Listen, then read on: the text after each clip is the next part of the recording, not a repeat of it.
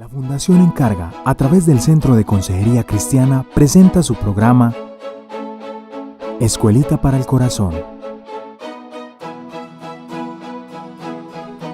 Porque el corazón del problema es el problema del corazón. Sean todos bienvenidos. Hola familia del Redil, hola iglesia y hola a todos los amigos y amigas que se conectan con nosotros a través de las diferentes plataformas. Bienvenidos a este nuevo episodio de Escuelita para el Corazón. Y como siempre estoy aquí bien acompañado con nuestro amigo y hermano Alejandro. Alejandro, ¿cómo estás?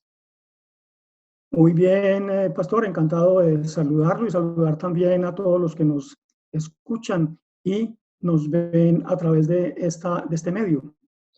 Qué bien, Bienvenidos. Alejandro. Bueno, el día de hoy vamos a seguir en nuestra primera temporada que hemos titulado Entendiendo el Corazón. Y hoy vamos a tratar un tema bien importante y es, en la semana pasada mencionamos la importancia del corazón y dijimos que lo que Dios quiere cambiar, ¿verdad? Y donde Dios quiere operar ese cambio es a nivel de nuestro corazón, porque el problema del corazón es el corazón del problema. Y si la raíz de nuestros problemas están allá adentro, en el corazón, como Jesús señalaba ahí en el texto que leíamos en el Evangelio de Mateo, porque es lo que sale del hombre lo que lo contamina, entonces corresponde a nosotros poder entender entonces el corazón, comprender cómo funciona, qué es eso del corazón. Y precisamente es eso lo que queremos hacer en este día, poder hablar un poco acerca de cómo funciona el corazón. Ese es nuestro tema para el día de hoy, así que les animamos a estar con nosotros y escucharnos a través de lo que queremos compartir con ustedes en el día de hoy. ¿Cómo te parece ese tema, Alejo? ¿Y qué perspectiva inicial tienes alrededor de esto? Pues sí, es un tema que yo creo que la Biblia considera ampliamente, pero que no tiene que ver con lo que nosotros pensamos acerca del corazón, que tiene que ver con sentimientos, emociones y pues mucho menos con el asunto de la cardiología. En ese sentido, lo que quisiera es mirar un poco, pastor, cómo es que se asume el corazón en la Biblia, qué significa el corazón en el texto bíblico. Sí, sí, precisamente, y creo que inicias con algo muy importante y es, nosotros tenemos preconceptos equivocados acerca de lo que es el corazón. Yo creo que hay como dos grandes preconceptos que tenemos nosotros. Por un lado está lo que tú mencionas, el asunto fisiológico, de pensar en el corazón como simplemente el órgano que bombea la sangre. Y en un sentido es así, esa es la palabra de hecho en griego que la Biblia usa para corazón es cardía, de donde vienen nuestras palabras cardiología, cardíaco y todo esto. Así que en un sentido primario sí el corazón es un órgano, pero es más. Ahora, el otro preconcepto que la gente tiene es que cuando hablamos de corazón estamos hablando como de emotividad, de sentimientos. Entonces, en las cartas que le hacíamos o que le hacemos a nuestras esposas o le hacen a las novias o cuando se está enamorado, se pintan siempre corazoncitos y el corazón se ha convertido en un símbolo de la emotividad, de los sentimientos. Pero esos dos preconceptos se quedan cortos ante lo que la Biblia dice que es el corazón. En la Biblia, el corazón es descrito como el interior del hombre. Hay varias palabras que se usan para describir eso que llamamos nosotros corazón. En otras palabras, cuando la Biblia habla del corazón, está hablando de la sede del entendimiento, la sede de la voluntad del hombre, lo que podríamos llamar la conciencia moral, es en otras palabras como el timón de mando de la embarcación llamada nuestra vida. Es allí donde nosotros, en un sentido, se maneja todo lo que nosotros terminamos haciendo, mostrando y viviendo. El corazón es ese pequeño timón allá adentro de nosotros, en ese hombre interior que determina nuestra vida en su totalidad. Ah, ahora, la Biblia le pone diferentes nombres al corazón, ¿verdad?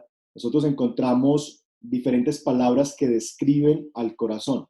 Por ejemplo, La Biblia en algunos momentos habla del alma para describir ese ser interior que no, lo que no es nuestro cuerpo, le llama alma. Pero la Biblia también a veces habla del espíritu, ¿verdad?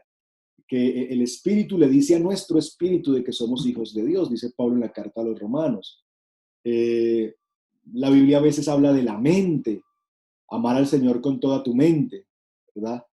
O la misma palabra que estamos tratando de entender, corazón.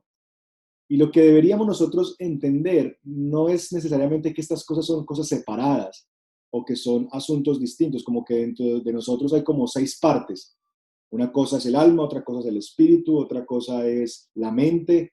No, en realidad lo que la Biblia está tratando de escribir es una misma realidad, ese ser interior, eso lo que llamamos el ser inmaterial, pero le pone diferentes nombres que describen, como veremos en un momento, diferentes funciones. Y yo creo que quizás el pasaje que más nos ayuda a entender esa realidad está precisamente al comienzo, en la creación. En Génesis capítulo 2, verso 7, Dios dice, Dios el Señor formó al hombre del polvo de la tierra y sopló en su nariz hálito de vida y el hombre se convirtió en un ser viviente. Y creo yo, Alejandro, que ahí está precisamente la composición del ser humano. Nosotros somos un cuerpo hecho del polvo de la tierra y Dios sopló sobre ese cuerpo su aliento de vida y es eso lo que nos trajo a lo que llamamos, en lo que se conoce en el idioma original como el Nefesh Hayá, que es el alma viviente. Nosotros somos almas vivientes. Y todo eso que nosotros llamamos vida y existencia es ese aliento de Dios. Así que nosotros realmente somos seres, si quisiéramos llamarlo de una manera técnica, bipartites. Tenemos un cuerpo y tenemos un ser interior que tiene diversas funciones y del que la Biblia describe a través de diferentes palabras. Yo diría que eso podría ayudarnos a entender inicialmente, a definir lo que es el corazón en la Escritura. El corazón en la Biblia es todo ese ser interior, todo ese ser que está dentro de nosotros, que piensa, que siente y que toma decisiones. Espero que eso pueda ser útil para quienes nos ven y nos escuchan, esta definición.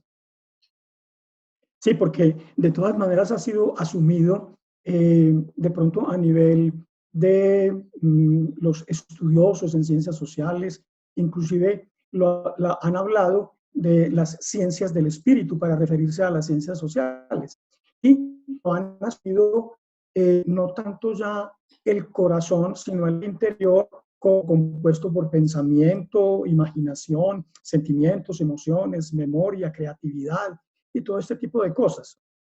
No obstante, cuando usted lo menciona, pastor, el asunto de que el Señor sopló aliento de vida, allí ya hay una característica que nos diferencia de los otros seres vivientes, y es que el Señor sopló su aliento en nosotros. Es decir, que tenemos un espíritu. Cuando se habla, por ejemplo, de las ciencias del espíritu, fundamentalmente se habla de 3 cosas, que son el pensamiento, la voluntad y la capacidad de decidir o la capacidad de analizar. Entiendo yo que el Señor nos ha dado a nosotros todas estas facultades con el fin de que podamos relacionarlos principalmente con Él y después con aquello que nos rodea. No obstante, por ejemplo, digamos, hay una facultad nuestra que tiene que ver con la capacidad de decidir, ¿cierto? Que tiene que ver con la voluntad, que ha sido más bien poco estudiada. De hecho, por ejemplo, los griegos estudiaron prácticamente todo lo relacionado con la razón, el pensamiento, etcétera, pero no tomaron en cuenta o no la tomaron en cuenta, no, sino que no analizaron lo que era la voluntad, es decir, aquella capacidad de decidir que incluso marcó nuestro presente con el pecado de Adán, cuando él tomó una decisión por su voluntad. ¿Qué podríamos decir al respecto, pastor? Sí, yo creo que lo que tú mencionabas de los acercamientos de las ciencias sociales Esto pasa como pasa en muchos otros escenarios de la vida, y es que las ciencias humanas, por llamar como los desarrollos humanos, eh, se toman el atrevimiento, creo yo, de acuñar derechos de autor de algo que realmente es Dios quien tiene los derechos de autor. Porque realmente no son las ciencias sociales las que descubren, o por llamarlo de alguna manera, las que llegan a la conclusión de estas funciones del corazón o del ser interior, sino realmente es la Biblia la que las define. Es la Biblia la que define que el hombre en su interior tiene pensamientos, tiene emociones y tiene una voluntad. Creo yo que lo que las ciencias sociales hacen es, a través de la observación, volver a decir lo que la Biblia ya decía. Y seguramente no van a decir que eso ya estaba en la Biblia hace miles de años. Quizás van a empezar a decir que estos fueron descubrimientos que se hicieron alrededor del estudio de las ciencias sociales.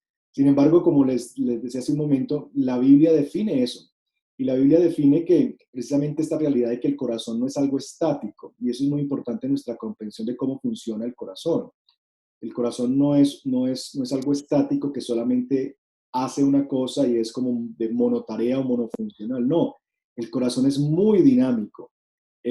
Por eso es que muchas veces lo experimentamos aún en el día a día. Uno puede de un día para otro experimentar un profundo dolor y una profunda alegría. Uno puede tener un pensamiento, inmediatamente ese pensamiento le produce un estado de ánimo. Y ese estado de ánimo inmediatamente lo lleva a uno a tomar una decisión impulsiva. Entonces, estas funciones se entremezclan entre sí y el corazón funciona de una manera muy dinámica. Y nosotros creo que es importante que entendamos esto para poder entonces ver cómo podemos realmente vivir nuestra vida conforme a lo que es el plan de Dios y vivir esa vida abundante que Dios quiere para nosotros. Y yo quisiera describir básicamente las tres funciones que la Biblia presenta que tiene el corazón, para que nos ayuden en esta comprensión y en este diálogo. Y para eso quisiera mencionar un texto que nos ayuda a captar un poquito eso que estamos mencionando. Hebreos capítulo 4, verso 12 dice: ciertamente la palabra de Dios es viva y poderosa, y más cortante que toda espada de dos filos. Penetra hasta lo profundo, dice aquí, en esta versión, del alma, y juzga los pensamientos y las intenciones del corazón. Entonces, noten esto, aquí hay un asunto de alma, corazón, usados de forma intercambiable, distintamente, y se nos dice que en el alma, en el corazón, se albergan pensamientos e intenciones, porque lo que hace la palabra es que llega y juzga los pensamientos y las intenciones del corazón. Este texto está afirmando que el corazón tiene pensamientos, que el corazón tiene intenciones o voluntad, que es lo que hemos tratado de mencionar hace un momento. Así que en la escritura se nos describen tres funciones del corazón. El corazón involucra pensamientos, el corazón involucra emociones, el corazón involucra intenciones. Es el lugar donde se controla la vida humana. El corazón es ese, de nuevo repito, timón de mando de la vida humana. Por eso es tan importante atender y cuidar el corazón. Proverbios 4:23, un texto muy popular que nos hemos memorizado algunos, ¿verdad? Sobre toda cosa guardada, guarda tu corazón, porque de él nace la vida. Así que la Biblia nos señala precisamente al corazón como el corazón del problema, ¿verdad? Porque es allí donde precisamente se gesta toda la realidad humana. Todo lo que nosotros somos y hacemos sale desde allí. Y pensamientos, emociones y voluntad se gesta en nuestro corazón. Así que esas funciones las tenemos allí interactuando. Ahora, creo yo también que es importante ver que eso funciona en la escritura. Nosotros, por ejemplo, vemos esa realidad de que en el corazón tenemos pensamientos. A nosotros nos ha ayudado mucho la visión que tenemos de diferenciar la mente del corazón, porque nos ha hecho pensar que el corazón es malo o que el corazón es torpe y que la mente es como la que realmente debería jugar un rol preponderante. Yo creo que este tipo de divisiones son divisiones que corresponden más a un, a un, no sé, como a una visión equivocada de poner como el raciocinio en un lugar distinto y superior a lo emotivo, cuando en realidad está en la misma realidad del ser humano y ambas cosas son necesarias, solo que deberíamos ser capaces de discernir cuál es el orden que el Señor ha puesto allí, porque eh, el pecado viene precisamente a corromper el corazón y viene a corromper esas funciones del corazón. Y yo quisiera de pronto que interactuáramos un poquito ahí, Alejandro, tratando de ver cuáles son algunos de los efectos que el pecado trajo sobre esas funciones, sobre nuestros pensamientos, sobre nuestras emociones y sobre nuestra voluntad. Yo creo que eso nos podría ayudar a entender muchas de las cosas que nosotros hacemos hoy en día y que terminan produciendo los problemas con los cuales nosotros tenemos que lidiar, ¿verdad? Sí, yo creo que nos asiste la razón cuando nosotros podemos llegar como a la conclusión de que el mundo ha explicado al ser humano desde sus funciones mentales, principalmente desde la razón, ¿no es cierto? Pero la Biblia habla de todo el ser humano, de todo su interior, incluyendo su pensamiento, incluyendo su razón, su raciocinio. De hecho, la razón que el Señor le dio al ser humano se la dio con el fin de que él pudiera comprender algo que es, vamos a decirlo, una verdad de sentido común. Y es que tú no te creaste a ti mismo. Dios te creó, ¿no es cierto? Y por lo tanto, debes sujetarte a la voluntad de quien te creó, ¿no es cierto? Entonces aquí la explicación desde el mundo nos presenta a nosotros una cantidad de elementos que llevan a concluir de que nosotros a veces cometemos errores, de que a veces nos equivocamos. La Biblia dice que nosotros pecamos, ¿no es cierto? Y es clara en eso. Y es clara en eso porque dice que el corazón es engañoso. El corazón es engañoso. Y es de allí, como decíamos en la ocasión anterior, que del corazón es de donde sale lo que hay en nuestro interior, valga como esa aseveración. Las cosas nosotros no nos vienen del exterior, ¿cierto? Vienen de dentro de nosotros. Es nuestro interior lo que nos contamina, porque con la caída de Adán entró el pecado y desordenó esas funciones allí, como de pronto alguna vez lo habíamos hablado, pastor. Sí, sí, y creo que introduces bien el asunto de cuáles son los efectos del pecado, porque es lo primero que hace el pecado con nuestro corazón, lo desordena esas funciones, como acabas de mencionar. Yo creo que hay dos clases de corrupción que el pecado promueve en nuestro corazón. La primera es la que bien señalabas como un desorden. Nosotros tenemos estas tres funciones: pensamientos, emociones, voluntad, y lo que hace el pecado en primer lugar es traer un desorden allí. Nosotros, por ejemplo, se ha popularizado mucho la idea y está presente en canciones y demás, y es hagamos lo que diga el corazón, ¿verdad?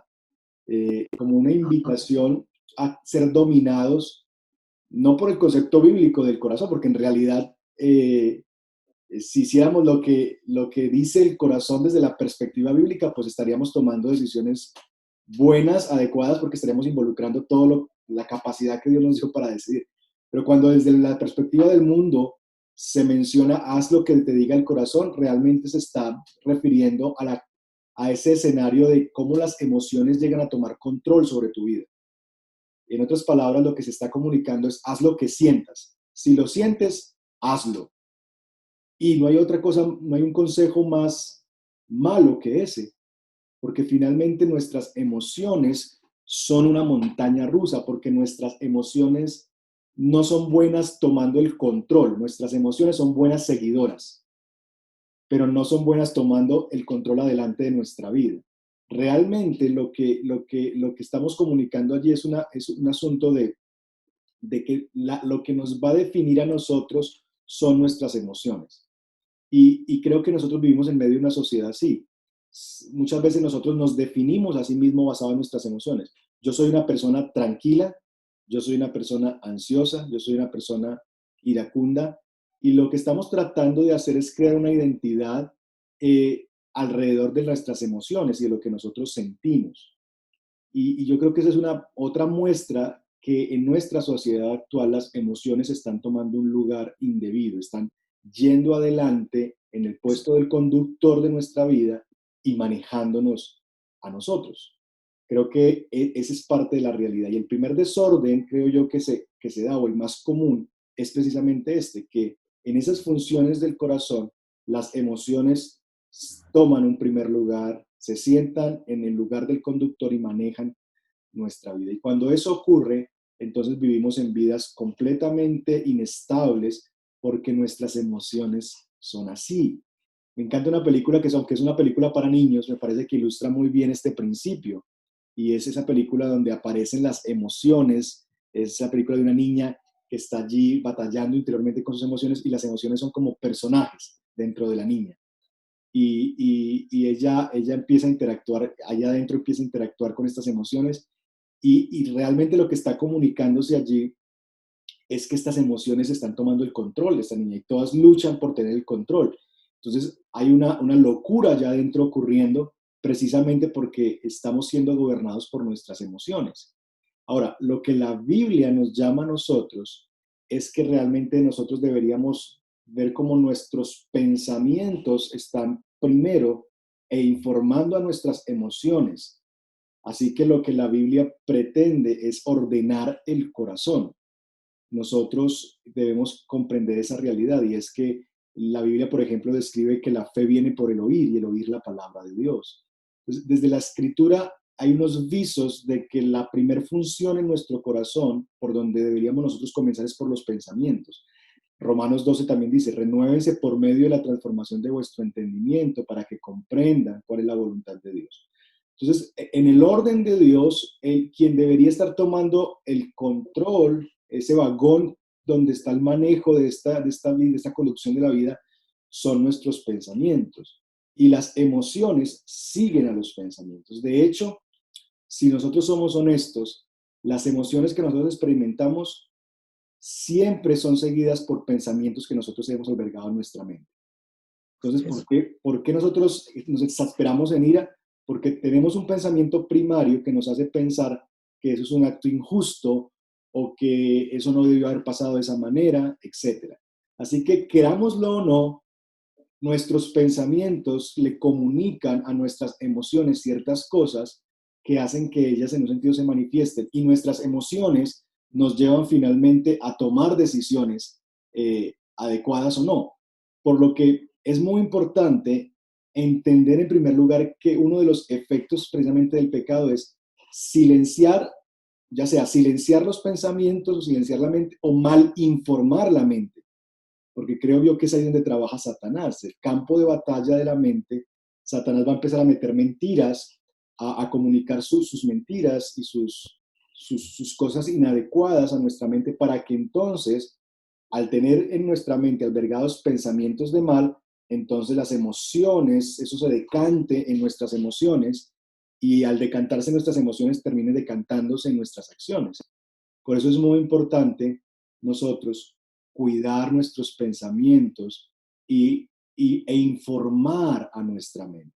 Porque de nuevo no solamente se trata del desorden de nuestras funciones, se trata de que el trabajo de Satanás es también mal informar a nuestra mente con la mentira, con las mentiras que él viene y nos susurra, ya sea desde nuestro ser interior, como tú decías, el corazón nos engaña, entonces nuestro corazón a veces nos va a hablar mentiras que no tienen nada que ver con lo que Dios dice, o con voces externas, la gente con la que nos rodeamos, las cosas que estamos escuchando, esas cosas están formando en nosotros pensamientos que finalmente van a bajar a nivel de las emociones y que finalmente se van a ver reflejados en nuestras acciones. Así es, el engaño de Satanás a Adán y Eva introdujo ese desorden en nuestro ser interior. No obstante, porque Adán y Eva no estuvieron en coherencia, por así decirlo, o en relación directa para cumplir la voluntad de Dios. no es cierto, sino que se apartaron de la voluntad de Dios, y eso en ese momento y hoy también es lo que desordena nuestro ser interior. De tal manera que nosotros tenemos, como dice el apóstol Pablo, esperanza en Jesucristo, porque fue quien nos enseñó que nosotros podemos estar y debemos estar totalmente alineados con la voluntad de Dios. Si la voluntad de Dios es aquello que rige nuestra vida, nuestra oración, nuestros sentimientos, nuestras emociones y nuestros pensamientos, sin duda vamos a volver a tener orden donde ha habido caos. ¿No cree usted, pastor? Así es, y mencionabas a la persona de Jesús como alguien que modela precisamente eso, porque si nosotros miramos el Evangelio, nosotros nos vamos a encontrar con un Jesús, por ejemplo, que modeló este asunto de poner en orden sus pensamientos, emociones y voluntad. Recuerda que en los últimos momentos, antes de ir a la cruz del Calvario, Jesús va y se aparta a orar. Y lo que dice delante del Padre es: mi alma está angustiada hasta la muerte. Hay una emoción que él está sintiendo. Y esta emoción podría tener el poder de gobernar sus decisiones.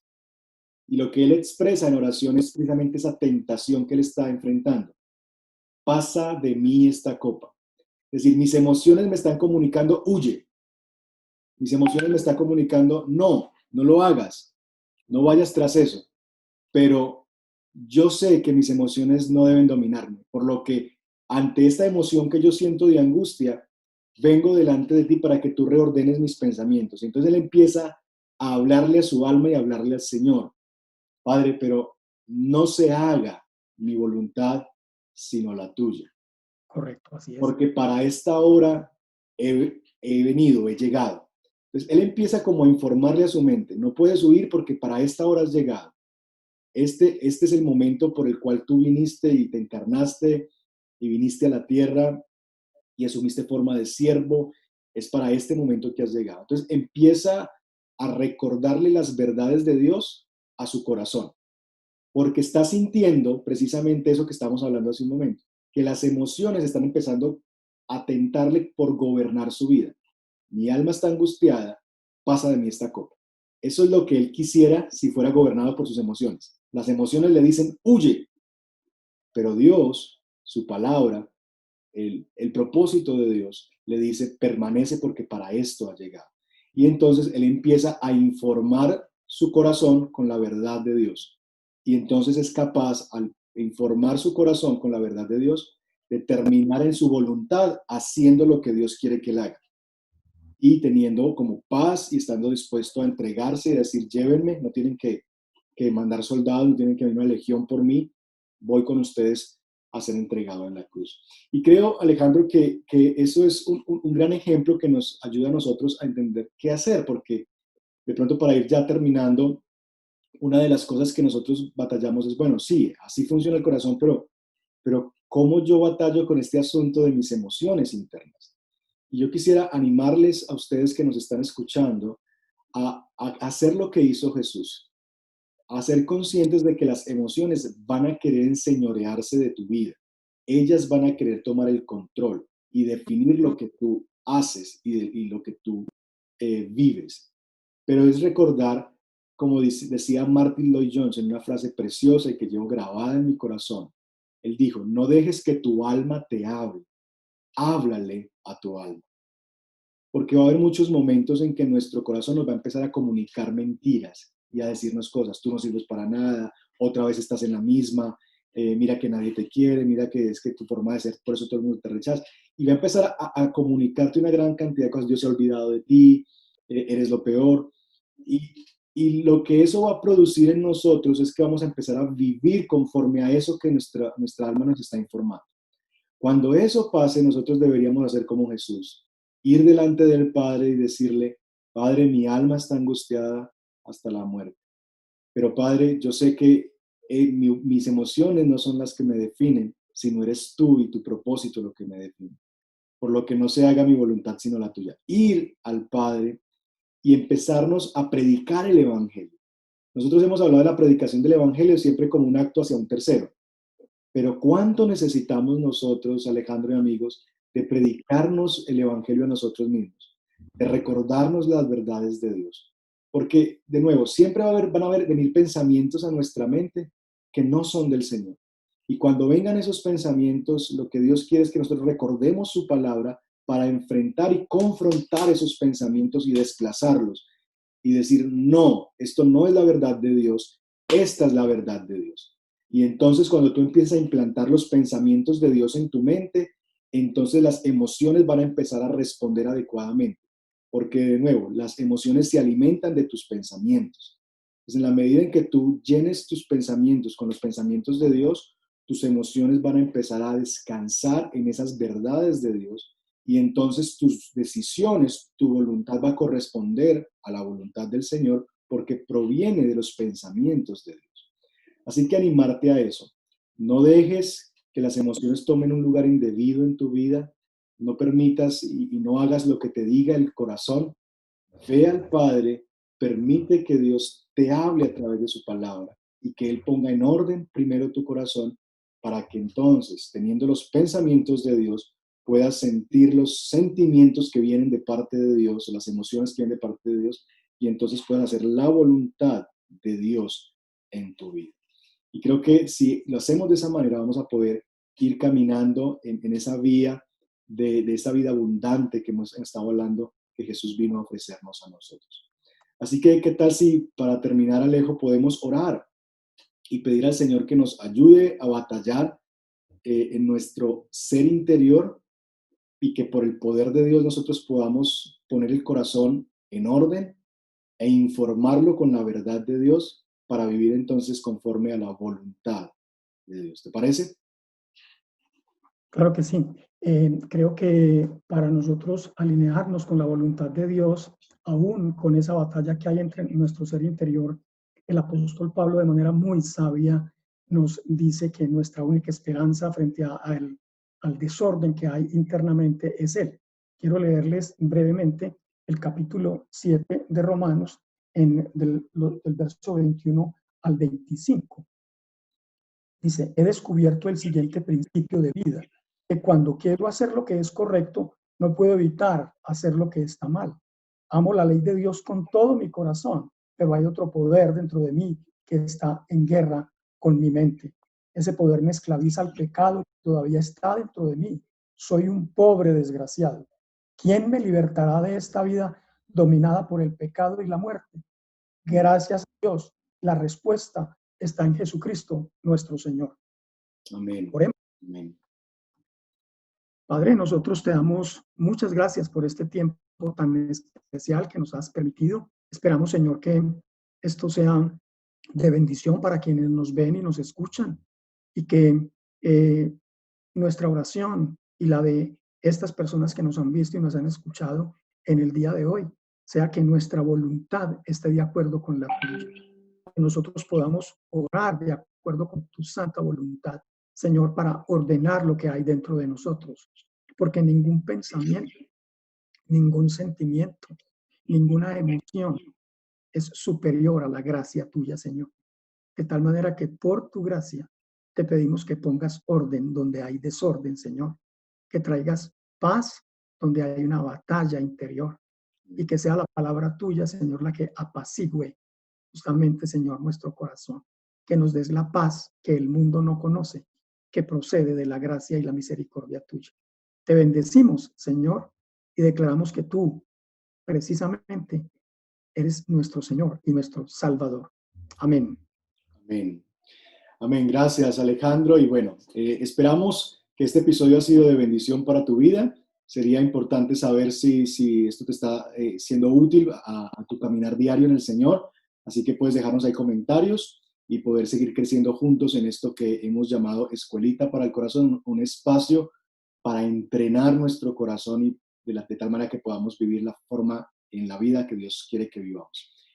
Bueno, un abrazo para todos y nos vemos en nuestro próximo episodio. Gracias por acompañarnos. Esperamos que este episodio haya sido de bendición para tu vida. No olvides, suscríbete al canal.